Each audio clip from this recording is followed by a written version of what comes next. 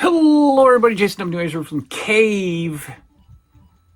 Back with a second video of the day. That's right, we've already done the LJN Revisited video. We're taking a look at Randy Savage, and now we're going to go back in the mental archives of our lives and ask you the simple question of, hey, do you remember? And last week we started off a series of, hey, do you remember?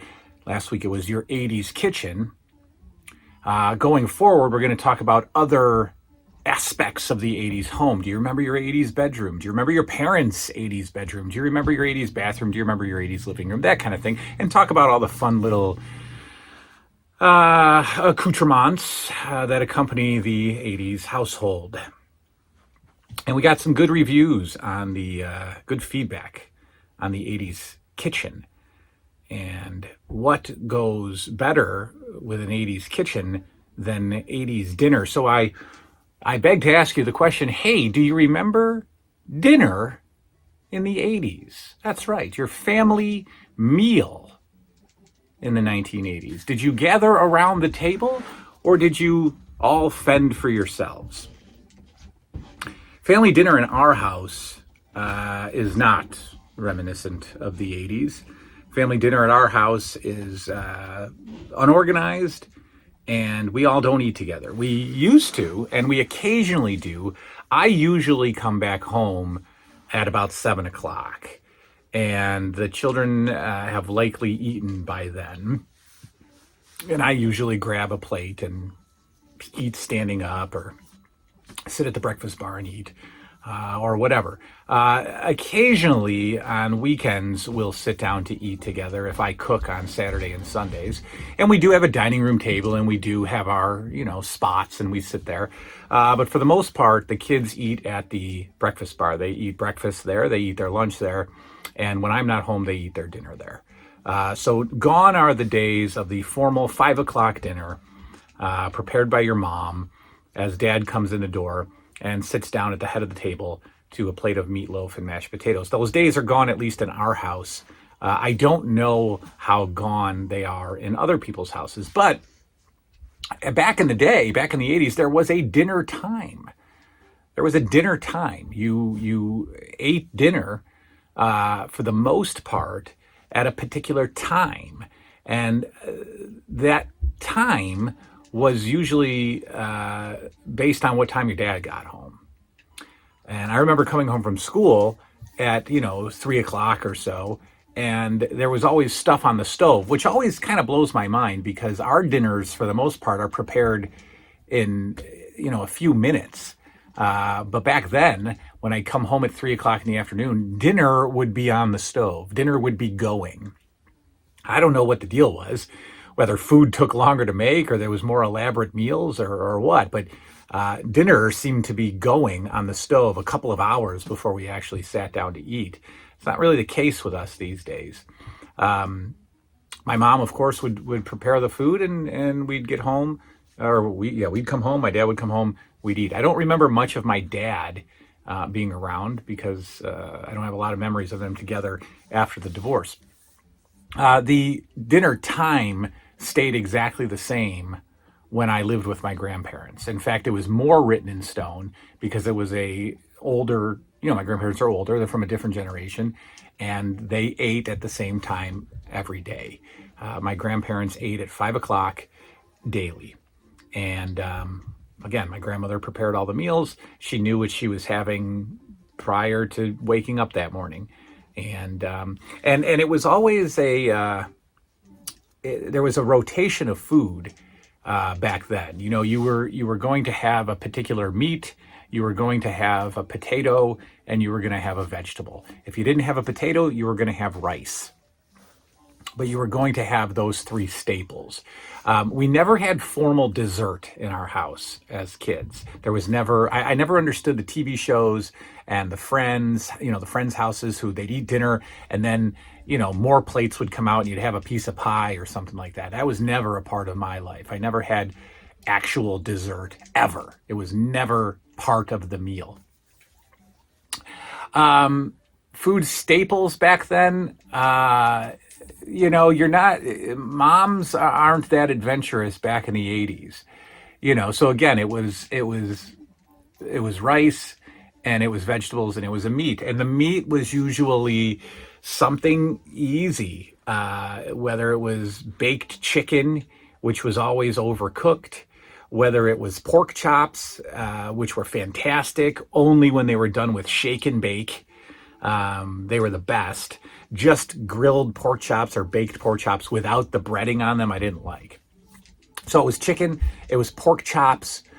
We never had steak, but we had this horrible meat called cube steak. If you remember cube steak, I don't think anybody eats cube steak anymore. Cube steak was the most difficult to chew piece of beef that you could ever imagine. And the only good part about it is that my mom would make it with gravy, a canned gravy, of course. Let's not be ridiculous. But you'd smother this cube steak in gravy. And I could never eat cube steak because you would chew for hours before you could actually swallow cube steak. I don't know what cut of meat is the cube. I don't know what part of the cow is the cube, but it's the toughest part of the cow, if it is indeed a cow. But cube steak was our steak of choice as kids. What else? What other meat? Well, we'd have, we always called, so spaghetti. I was older when I found out that spaghetti was its own individual macaroni. I thought spaghetti was every noodle that you would put sauce on, every macaroni that you would put sauce on, rigatonis, ziti, whatever. Whenever my mom said we're having spaghetti, it was just macaroni and sauce. Any kind of macaroni in the world was spaghetti. So spaghetti and meatballs could have been rigatoni and meatballs, ziti and meatballs. You get the picture. So we'd have spaghetti. That was part of the rotation. I don't remember my mom ever throwing in the chicken nuggets and the tater tots. I don't think that was ever a thing.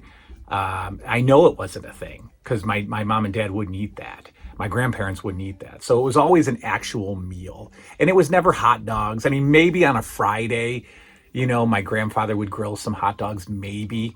My grandmother would make burgers on the grill, and they were awful. She would broil them, and she would not make the patty big enough, and it would literally come out the size of a meatball. And then you'd put it on a bun, and it would sit right in the middle of a bun, and it was terrible. She just didn't. My grandmother was not the best cook. She overcooked everything. She didn't want us to get salmonella, according to her. Everybody had assigned seats in the 80s at your kitchen table, as we do today, and I'm sure many families do today. You have assigned seats.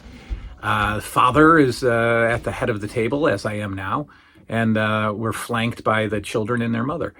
The kids don't sit in different seats. They don't even sit at different seats at the breakfast counter. They're in the same seat every day. So assigned seats as a family back then and today, of course, also. Everything was boiled, if you recall, in the 80s. Everything was boiled. Boiled vegetables, boiled potatoes, boiled everything. Everything was boiled and tasteless. Seasoning was not a thing in the 80s. My grandmother, my mother never seasoned anything. There was no flavor. Nothing was exciting. There were no exciting meals. There were no new trial of meals. There was no, hey, I saw this recipe in a magazine. I thought I'd cook it. It wasn't.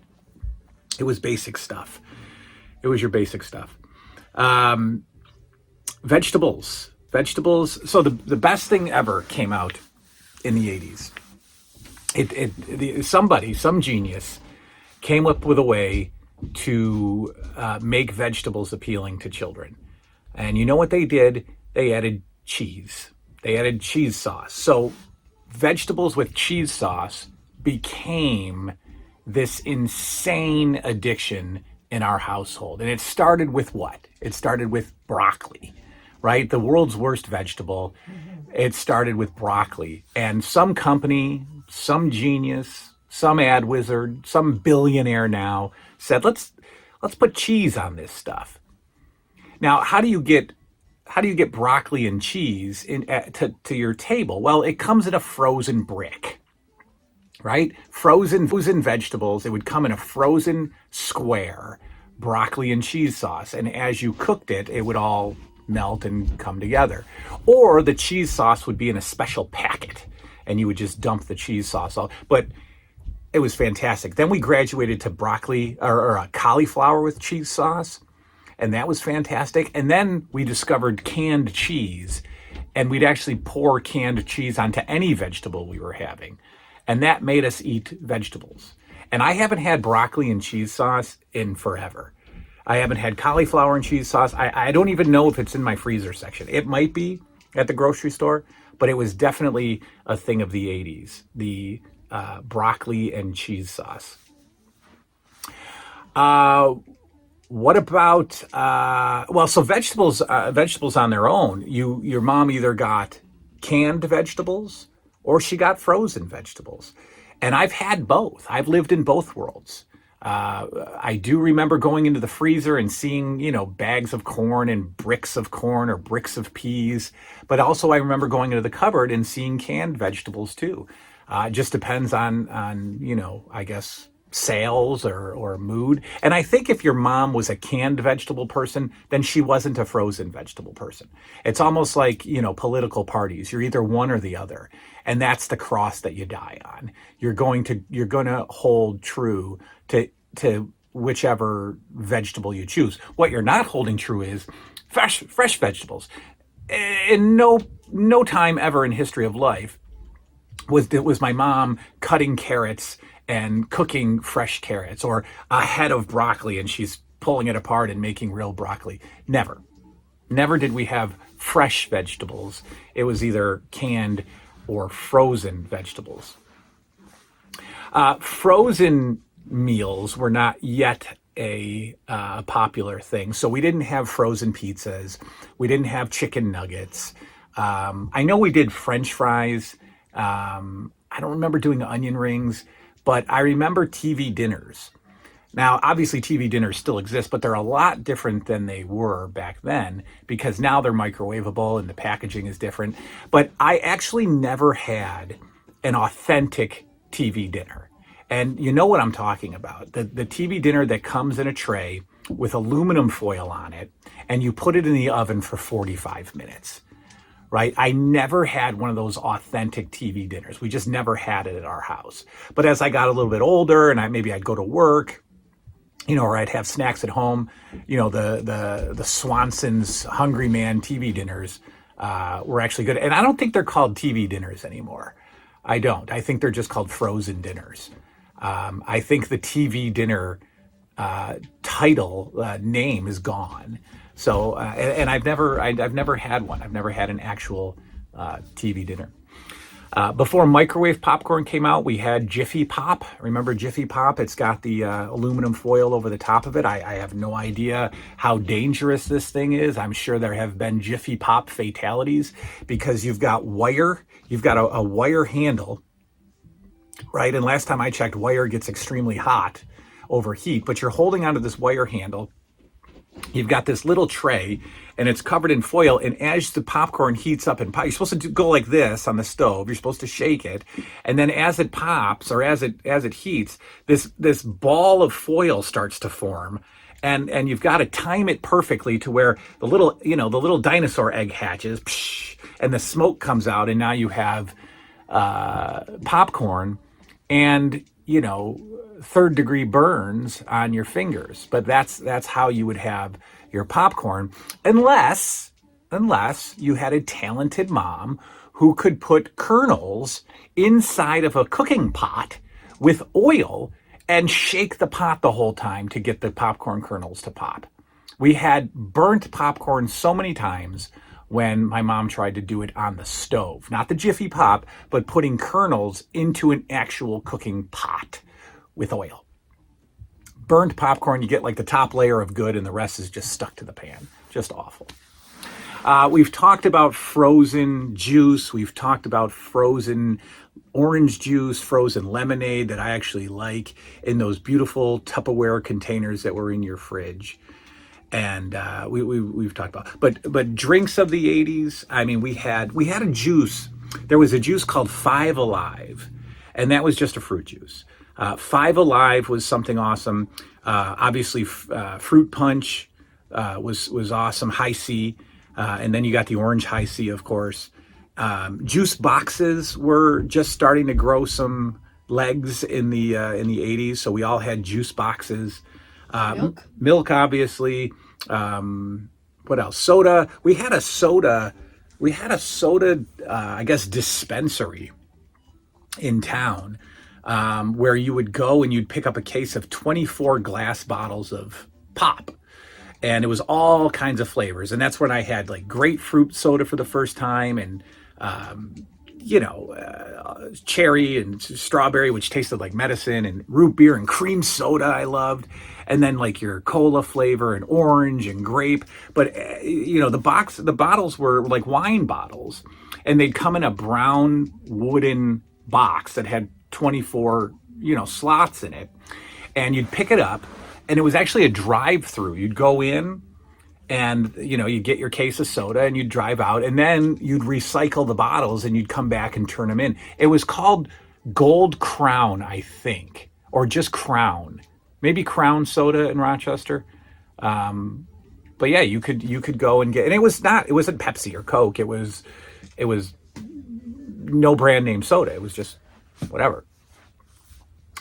What else? Oh my goodness. Dinners, microwave. So the microwave changed the game a little bit. You could heat up those vegetables. Now, before the microwave, you had pots and pans, obviously. And so your peas would be in one pot. Your potatoes that were boiling that you would need to mash later would be in another pot. Your meat would be in the stove.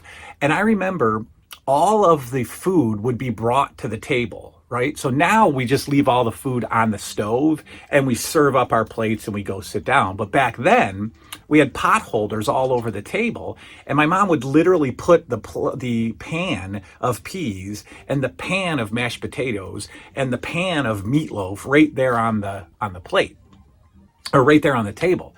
And you would just reach for it and get it, and she'd put some on your plate. And then the condiments were on the table, of course, too.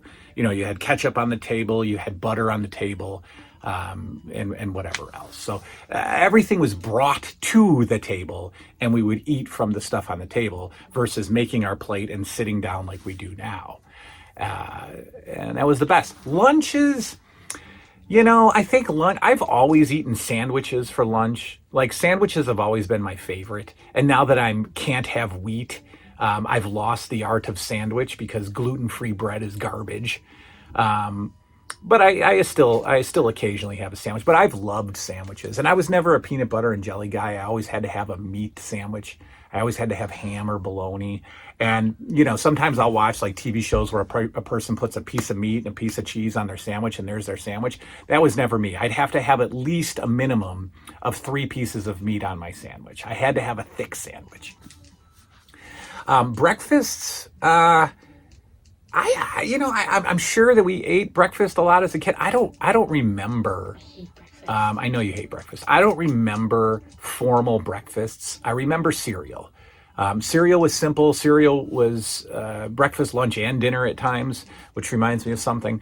But I preferred cereal. I preferred kids' cereals, obviously. I would get excited about new cereals. I remember being really excited about a cereal called Nut and Honey when I saw that commercial. Liam doesn't like when I say the word nut. Nut and Honey, and then Crispy Wheats and Raisins. That was always a cereal. That was almost borderline adult cereal, but that was a cereal that I really wanted as a kid, was Crispy Wheats and Raisins. I loved Raisin Bran. I loved Frosted. I loved all of the cereals. Hated Cheerios as a kid. Don't mind them now, but I have to have flavored Cheerios now, like the apple cinnamon ones. I can't just eat plain. I never understood Frosted Flakes. I never understood Special K. I never understood shredded wheat.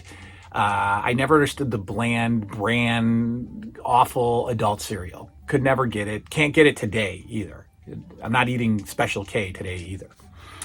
I don't remember my mom, cooking up a plate of eggs for breakfast, but I do remember her making breakfast for dinner on occasion. And that was always fun for a kid. When you get home from school, Mom, what do we have for dinner? We're having breakfast for dinner. And that was almost like, oh my God, this is going to be great, because it wasn't cereal.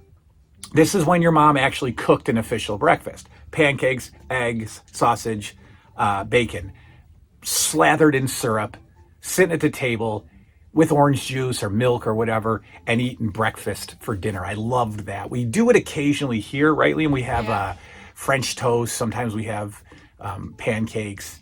But you guys get kind of formal. I cook you guys breakfast and eggs, or bacon and eggs a lot. Yeah, but I hate breakfast either way. Yeah, you're just not hungry in the morning. I'm still not hungry in the morning. But anyway, those are some of the dinner of the 80s memories. Please post yours below. We will continue the series. Next time we're going to talk about the 80s Summer? The 80s summer? That's not bad. Summer vacation.